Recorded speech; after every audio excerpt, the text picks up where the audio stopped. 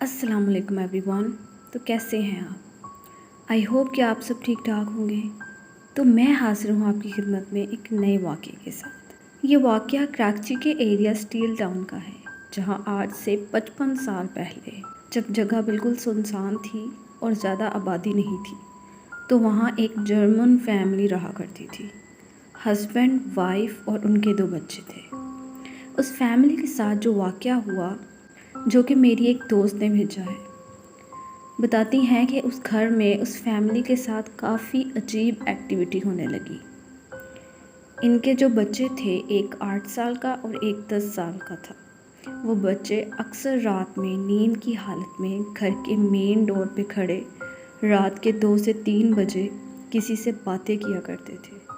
इस कंडीशन की वजह से फादर ने रात को गेट पे ताला लगाना शुरू कर दिया।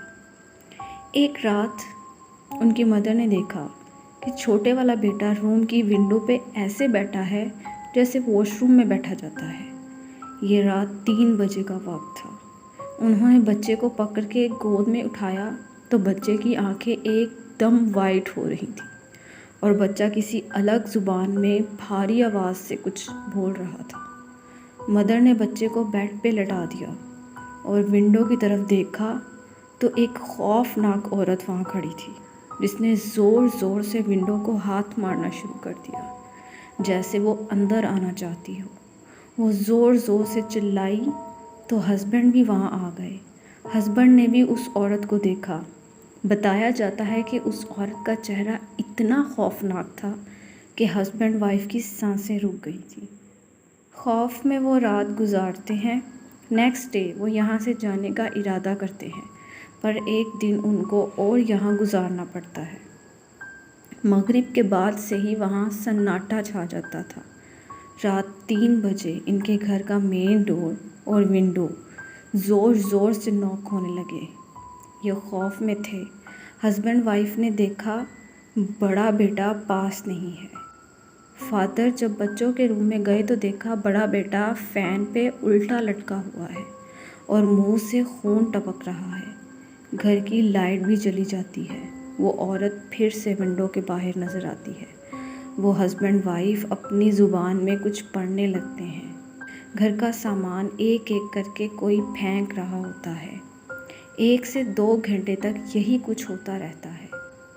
फजर के टाइम ये एक्टिविटी रुक जाती है।